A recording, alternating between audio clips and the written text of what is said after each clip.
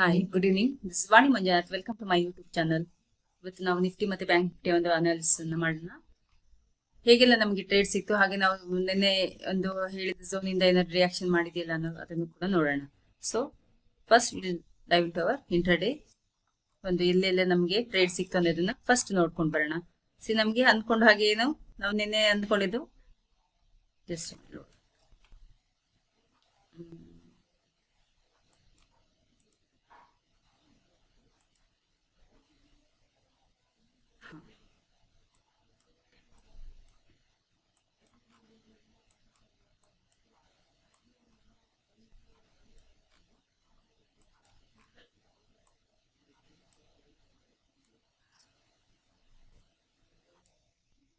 ಇದು ನಮ್ಮ first area ಅಲ್ಲ, ಫಸ್ಟ್ ಸಪೋರ್ಟ್ ಝೋನ್ ಅನ್ನು ನಾವು ಮಾರ್ಕ್ ಮಾಡಿದ ಏರಿಯಾ ಇದು.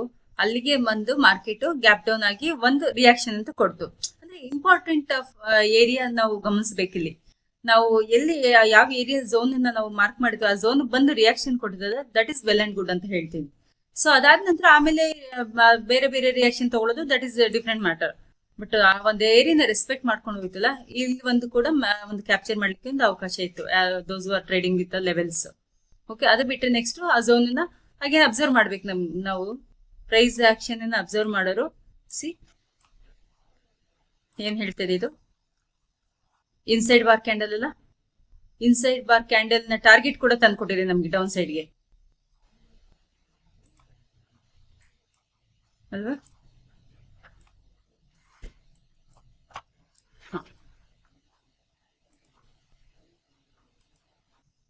ಇನ್ಸೈಡ್ ಬಾರ್ ನ ಟಾರ್ಗೆಟ್ ಕೂಡ ಇಲ್ಲಿ ತಂದು ಕೊಡ್ತು. ಆಮೇಲೆ ಇದು ನಮ್ಮ ಒಂದು ಮೇಜರ್ ಒಂದು ಲೆವೆಲ್ ಆಗಿತ್ತು.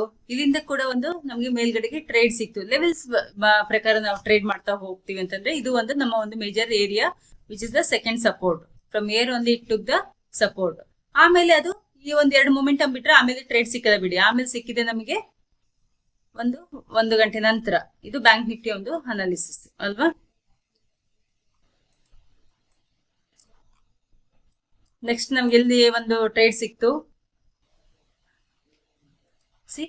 ಈ ಝೋನ್ ಅಲ್ಲಿ ಒಂದು ಟ್ರೇಡ್ ಸಿಕ್ತು. ಒಳ್ಳೆ ಇದು ಟ್ರೇಡ್ ಇದು. ಅದ್ ಬಿಟ್ರೆ ಇದೆಲ್ಲ ಒಂದು ನಮ್ಮ ಒಂದು ಸೈಡ್ ವೇಸ್ ಝೋನ್ ಆಗಿರೋದ್ರಿಂದ ಅಂತ ಒಂದು ಇದೆಲ್ಲ ಪ್ರೀಮಿಯಂ ಮೆಲ್ಟಿಂಗ್ ಏರಿಯಾ. ಒಂದು ಬೆಳಿಗ್ಗೆ ಒಂದು ಮೊಮೆಂಟಮ್ ಸಿಕ್ತು ಅಂತಂದ್ರೆ we have to avoid for few hours ಅಂತ ಹೇಳ್ಬೋದು ಇಲ್ಲಿ. ಸೊ ಅದಾದ ನಂತರ ಒಂದು ಸೆಕೆಂಡ್ ಹಾಫ್ ಅಲ್ಲಿ ಒಂದು ಟ್ರೇಡ್ ಸಿಕ್ತು. ಅದು ಬಿಟ್ರೆ ಅಗೇನ್ ಇನ್ನೊಂದು ಟ್ರೇಡ್ ಚಿಕ್ಕದಾಗಿ ಮಾಡ್ತೀವಿ ಅಂತಂದ್ರೆ ಇದಾದ ನಂತರ ಮಾಡ್ತೀವಿ ಅಂತಂದ್ರೆ ಈ ಏರಿಯಾದಲ್ಲಿ ಇನ್ನೊಂದು ಟ್ರೇಡ್ ಸಿಕ್ಕಿದೆ. ಎಲ್ಲಿದು ಇದು ಕೂಡ ಒಂದು ಒಳ್ಳೆಯ ಒಂದು ಟ್ರೇಡ್ ಈ ಏರಿಯಾ ಅಲ್ವಾ. ನಮ್ ಕ್ಯಾಂಡಲ್ ಇದು ಪ್ರೈಸ್ ಆಕ್ಷನ್ ಪ್ರಕಾರ ನೋಡಿ ಒಳ್ಳೆ ಒಂದು ರಿವರ್ಸಲ್ ಇದಲ್ಲ. ಆಮೇಲೆ ರೆಸಿಸ್ಟೆನ್ಸ್ ಏರಿಯಾ ಕೂಡ ಅಲ್ಲಿಂದ ಕೂಡ ಒಳ್ಳೆ ಒಂದು ಚಿಕ್ಕದಾಗಿ ಒಂದು ಟ್ರೇಡ್ ಸಿಕ್ಕಿದೆ ಈ ಏರಿಯಾ ಮತ್ತೆ ಈ ಏರಿಯಾ. ಅದು ಬಿಟ್ರೆ ಇದು ಮೊಮೆಂಟಮ್ ಟ್ರೇಡಿಂಗ್ ಇದೆಲ್ಲ. ಅದು ಬಿಟ್ಟು ಇನ್ನು ಓಲ್ಡ್ ಡೇ ಅಂತ ಒಂದು ಪೊಟೆನ್ಶಿಯಲ್ ಆಗಿ ಮೂವ್ ಆಗ್ಲಿಲ್ಲ.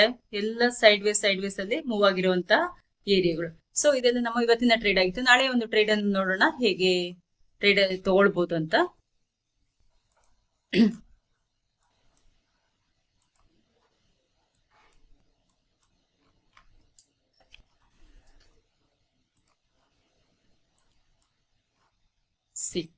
ನಮಗೆ ಒಂದು ನಿನ್ನೆ ಒಂದು ಒಳ್ಳೆ ಮೂಮೆಂಟ್ ಅಲ್ಲಿ ಟ್ರೇಡ್ ಕೊಟ್ಟಿತ್ತಲ್ಲ.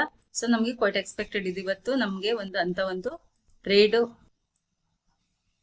ಇರಲ್ಲ ಅಂತ ಗೊತ್ತಿತ್ತು. ಸೊ ಹಾಗಾಗಿ ಇದು ಒಂದು ಸೈಡ್ ವೇಸ್ ಟ್ರೇಡ್ ಆಗಿರೋದ್ರಿಂದ ಅಂತ ಒಂದು ಟ್ರೇಡ್ ಸಿಗ್ಲಿಲ್ಲ. ಸೊ ನಾಳೆ ಈ ಒಂದು ಬೇಸ್ ಅನ್ನ ತಗೊಂಡು ನಾವು ಒಂದು ಟ್ರೇಡ್ ಮಾಡ್ತೀವಿ ಅಂತಂದ್ರೆ ನಮಗೆ ನೆಕ್ಸ್ಟ್ ಝೋನ್ ಬಂದ್ಬಿಟ್ಟು this no doubt same area. ನಮ್ಗೆ ಏನು ಒಂದು ವಾರದಿಂದ ರೆಸ್ಪೆಕ್ಟ್ ಮಾಡ್ಕೊಂಡು ಹೋಗ್ತಾ ಇದೆಯಲ್ಲ, ಇದೇ ಏರಿಯಾ ನಮ್ಗೆ ಇನ್ನ ಫ್ಯೂಚರ್ ಅದೇ ಸಪೋರ್ಟ್. ಇದು ಬ್ರೇಕ್ ಆಗೋವರೆಗೂ ಈ ಏರಿಯಾ ನಮ್ಗೆ ತುಂಬಾ ಕ್ರೂಷಿಯಲ್, ಒಂದು ವಾಲ್ ತರನೇ ಅನ್ಕೋಬಹುದು. ಸೊ ಇದು ಬ್ರೇಕ್ ಆದ ನಂತರ ನಾವು ಫರ್ದರ್ ಡಿಸೈಡ್ ಮಾಡೋಣ. ಇಮಿಡಿಯೇಟ್ ರೆಸಿಸ್ಟೆನ್ಸ್ ಬಂದ್ಬಿಟ್ಟು ನನಗೆ ಯಾವುದು ಈ ಏರಿಯಾ ಬಂದ್ಬಿಟ್ಟು ಪ್ರೀವಿಯಸ್ ಡೇ ಏನು ಇದಿತ್ತಲ್ಲ 49,500 area will be my next resistance. ಅದು ಬಿಟ್ರೆ ಮೇಜರ್ ರೆಸಿಸ್ಟೆನ್ಸ್ ಗೊತ್ತಿದೆ 49,800. ಅದ್ರ ಒಳಗಡೆ ನಮ್ಗೆ ಒಂದು ರೆಸಿಸ್ಟೆನ್ಸ್ ಪಾಯಿಂಟ್ ಸಿಗ್ತದೆ, that is this one. After that ಇದೇನಾದ್ರು ಬ್ರೇಕ್ ಆಯ್ತು ಅಂತಂದ್ರೆ ನೆಕ್ಸ್ಟ್ ರೆಸಿಸ್ಟೆನ್ಸ್ ಏರಿಯಾ ಯಾವ್ದು ನಮ್ಗೆ ಈ ಏರಿಯಾ. ಅದನ್ನೆಲ್ಲ ಒಂದು ಝೋನ್ ಆಗಿ ನಾವು ತಗೊಳ್ಳೋಣ. ಈ ಝೋನ್ ಅಲ್ಲಿ ಏನಾದ್ರು ಪ್ರೈಸ್ ಆಕ್ಷನ್ ಆಗಿ ನಮ್ಗೆ ರಿವರ್ಸಲ್ ಸಿಕ್ತು ಅಂತಂದ್ರೆ ವಿಲ್ ಸಿ ದಟ್. ಅಲ್ಲ, ಈ ಏರಿಯಾನ ನಮ್ಗೆ ರೆಸ್ಪೆಕ್ಟ್ ಮಾಡಿದೆ ಸುಮಾರು ಸಲ ಹೈಯೆಸ್ಟ್ ಝೋನ್ ಅಲ್ಲಿ ಹಾಗೆ ಲೋವರ್ ಝೋನ್ ಅಲ್ಲಿ. ಈ ಝೋನ್ ಅಲ್ಲಿ ಇರೋವರೆಗೂ ನಾವು ನಮ್ಮ ಏನ್ ಹಳೆಯ ಒಂದು ಸಪೋರ್ಟ್ ರೆಸಿಸ್ಟೆನ್ಸ್ ಇದೆಯಲ್ಲ ಲೋವರ್ ಸೈಡ್ ಬಂತು ಅಂದ್ರೆ ಫಸ್ಟ್ ಬಂದ್ಬಿಟ್ಟು 49,000, ಅದು ಬಿಟ್ರೆ ನೆಕ್ಸ್ಟ್ 48,700, ಅದು ನೆಕ್ಸ್ಟ್ ಲೋವರ್ ಸೈಡ್ಗೆ ಒಂದು ಲೈನ್ ಹಾಕೋಣ. ಓಕೆನಾ, ದಿಸ್ ಇಸ್ ಫಸ್ಟ್, ಸೆಕೆಂಡ್, ಅದು ಬಿಟ್ರೆ ನೆಕ್ಸ್ಟ್ ಲೋವರ್ ಸೈಡ್ಗೆ ಇರೋದು ಇದೇ ಏರಿಯಾ.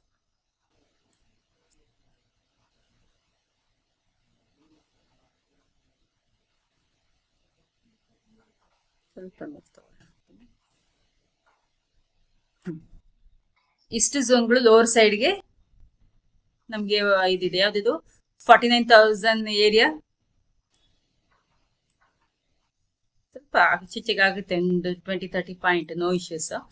49,000, ಅದು ಬಿಟ್ರೆ 48,800, ಅದು ಬಿಟ್ರೆ ನೆಕ್ಸ್ಟ್ ಇರೋದು 48,500 ಲೋವರ್ ಸೈಡ್ಗೆ. ಅದೇ ಹೈಯರ್ ಸೈಡ್ ನಮ್ಗೆ ಇಮಿಡಿಯೇಟ್ ಸಿಗುವಂತದ್ದು 49,500. ಇವಾಗ ರೈಟ್ ನಾವು ಇಟ್ ಈಸ್ ಇನ್ 49,300 ಅರೌಂಡ್ ಹತ್ರ ಇದೆಯಲ್ಲ. ಸೊ ಇದೆಲ್ಲ ನಮ್ಗೆ ರೆಸಿಸ್ಟೆನ್ಸ್ ಝೋನ್ ಆಗುತ್ತೆ. ಈ ಝೋನ್ ಎಲ್ಲ ನಮ್ಗೆ ಸಪೋರ್ಟಿವ್ ಏರಿಯಾ ಆಗಿ ವರ್ಕ್ ಆಗುತ್ತೆ. ಸೊ ನಾಳೆಗೆ ಮಾರ್ಕೆಟ್ ಯಾವ ರೀತಿ ಓಪನ್ ಆಗುತ್ತೆ ಅನ್ನೋದ್ರ ಮೇಲೆ ಡಿಪೆಂಡ್ ಆಗುತ್ತೆ. ನಾಳೆಗೂ ಏನಾದ್ರು ನಮ್ಗೆ ಗ್ಯಾಪ್ ಅಪ್ ಆಯ್ತು ಅಂತಂದ್ರೆ ಇಮಿಡಿಯೇಟ್ ಒಂದು ರಿಯಾಕ್ಷನ್ ಈ ಏರಿಯಾಗೆ ಡೈರೆಕ್ಟ್ ಆಗಿ 49,500 ಏರಿಯಾಗೆ ಓಪನ್ ಆಯ್ತು ಅಂತಂದ್ರೆ ಒಂದು ಅಲ್ಲಿಂದ ರಿವರ್ಸಲ್ ಆಗುತ್ತೆ ಅಂತ ನಾವು ಒಂದು ವೇಟ್ ಮಾಡ್ಬೇಕು. ಅದಕ್ಕೆ ಹೇಳೋದು ಸ್ಟಾರ್ಟಿಂಗ್ ಇಮಿಡಿಯೇಟ್ ಓಪನ್ ಆದ ತಕ್ಷಣ will have to wait for 5 to 10 minutes depending upon that candle sticks price action ಪ್ರಕಾರ ನಾವು ನೆಕ್ಸ್ಟ್ ಮೂವ್ಮೆಂಟ್ ನ ಏನು ಅಂತ ನಾವು ಪ್ರಿಡಿಕ್ಟ್ ಮಾಡಬಹುದು. As per that we can take the trade. So ಒಂದು ಗ್ಯಾಪ್ ಅಪ್ ಆದ ಸಿನಾರಿ ಏನು ಇಮಿಡಿಯೇಟ್ ಸ್ಟ್ರೈಟ್ ಅವೇ ಇಲ್ಲಿ ಬಂತಂದ್ರೆ ಇಲ್ಲಿಂದ ಒಂದು ರಿವರ್ಸಲ್, ಅದೇ ಸ್ಟ್ರೈಟ್ ಅವೇ ಇಲ್ಲಿಂದ ಬಂತಂದ್ರೆ ಇಲ್ಲಿಂದ ಒಂದು ರಿವರ್ಸಲ್, ಇನ್ ಬಿಟ್ವೀನ್ ಅದು ಓಪನ್ ಆಯ್ತು ಅಂತಂದ್ರೆ we have to wait which side it's going to reach ಅನ್ನೋದು. So this my bank Nifty ಒಂದು analysis. Let's move to the Nifty. Nifty ಏನ್ ಮಾಡಿದೆ ಸಿ, ನಿಫ್ಟಿ ಇಲ್ಲೇನು ಇವಾಗ ಅದು ಕೂಡ ಒಂದು ಸೈಡ್ ವೇಸ್ ಎಲ್ಲ ಇದ್ದಿದ್ರಿಂದ ನಮಗೆ 22,900 ರೈಟ್ ನಾವು ಇಟ್ ಈಸ್ ಕ್ಲೋಸಿಂಗ್ ಇದಿದೆ. ಸೊ ನನಗೆ ಸಪೋರ್ಟ್ ಬಂದ್ಬಿಟ್ಟು 22,800 ಈ ಏರಿಯಾ. ಅಂದ್ರೆ ಒಂದು ಝೋನ್ ಅಲ್ಲಿ ಟ್ರೇಡ್ ಆಗ್ತಾ ಇದೆ, ಬ್ರೇಕ್ ಆಗೋವರೆಗೂ ನಮ್ಗೆ ಇದೇ ಝೋನ್ ಅಲ್ಲೇ ಟ್ರೇಡ್ ಆಗ್ತಾ ಇದೆ. 22,800, ಅದು ಬಿಟ್ರೆ 22,700 ಇದೆಲ್ಲ ಸಪೋರ್ಟ್. ನಮ್ಮ ರೆಸಿಸ್ಟೆನ್ಸ್ ಬಂದ್ಬಿಟ್ಟು ಈ ಏರಿಯಾನೇ ಅಲ್ವಾ, ಇದು ರೆಸಿಸ್ಟೆನ್ಸ್ ಆಗುತ್ತೆ. ಅದು ಬಿಟ್ರೆ major resistance is 23,200. Higher line ಏನಿದೆಯಲ್ಲ ಇದೆಲ್ಲ ರೆಸಿಸ್ಟೆನ್ಸ್, ಲೋವರ್ ಲೈನ್ ಎಲ್ಲ ನಮ್ಗೆ ಸಪೋರ್ಟ್ ಆಗಿ ನಾಳೆಗೆ ವರ್ಕ್ ಆಗುತ್ತೆ. ಇನ್ ಬಿಟ್ವೀನ್ ಅಲ್ಲಿ ಮಾರ್ಕೆಟ್ ಹೇಗೆ ಓಪನ್ ಆಗುತ್ತೆ ಅಂತ ಕೂಡ ನೋಡ್ಬೇಕು. ಸ್ಟ್ರೈಟ್ ಅವೇ ಇಲ್ಲಿಗೆ ಓಪನ್ ಆಯ್ತು ಅಂತಂದ್ರೆ ವಿ ಹ್ಯಾವ್ ಟು ವೇಟ್. ಈಗ ರಿವರ್ಸಲ್ ನಮ್ಗೆ ಪ್ರೈಸ್ ಆಕ್ಷನ್ ಯಾವ ರೀತಿ ಆಗುತ್ತೆ ಆ ರೀತಿ ನೋಡ್ಕೊಂಡು ನಾವು ಟ್ರೇಡ್ ಮಾಡ್ಬೇಕಾಗುತ್ತೆ. ಏನಾದ್ರು ಇಲ್ಲೇ ಓಪನ್ ಆಗಿ ಡೌನ್ ಸೈಡ್ ಬಂತಂದ್ರೆ ದೇರ್ ಇಸ್ ನೋ ಡೌಟ್ ಇಲ್ಲಿವರೆಗೂ ನಮ್ಗೆ ಸ್ಪೇಸ್ ಈಸಿಯಾಗಿ ರೀಚ್ ಔಟ್ ಆಗುತ್ತೆ. ಇಲ್ಲಿಗೆ 22,800 to 700 ಅದು ಬ್ರೀಚ್ ಆಯ್ತು ಅಂತಂದ್ರೆ ಲೋ ಸೆಟ್ ಟಾರ್ಗೆಟ್ ಇದ್ದೇ ಇದೆ. ಅದನ್ನ ನೆಕ್ಸ್ಟ್ ನೋಡೋಣ. ಅದು ಸದ್ಯಕ್ಕೆ ನಮ್ಗೆ ಬ್ರೀಚ್ ಆಗೋದು ಏನಾದ್ರು ಇನ್ ಕೇಸ್ ಹೋಯ್ತು ಅಂತಂದ್ರೆ ಕೂಡ ಅದು ಒಂದು ಹಾಕೊಂಬೇಡ. ನೆಕ್ಸ್ಟ್ ನಮಗೆ ಸಿಗೋದೇನೆ 22,500 ಝೋನ್.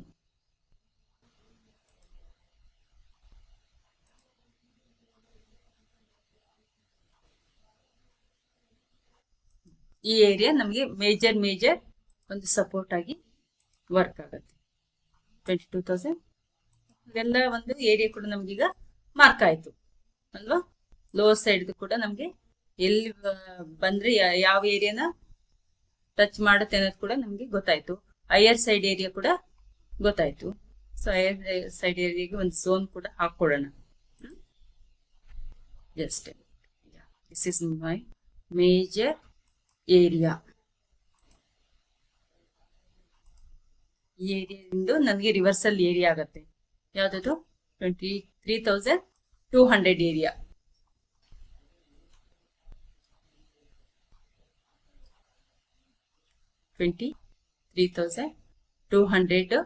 Higher side. ಅದೇ ಲೋವರ್ ಸೈಡ್ಗಾದ್ರೆ ನನಗೆ 22,800.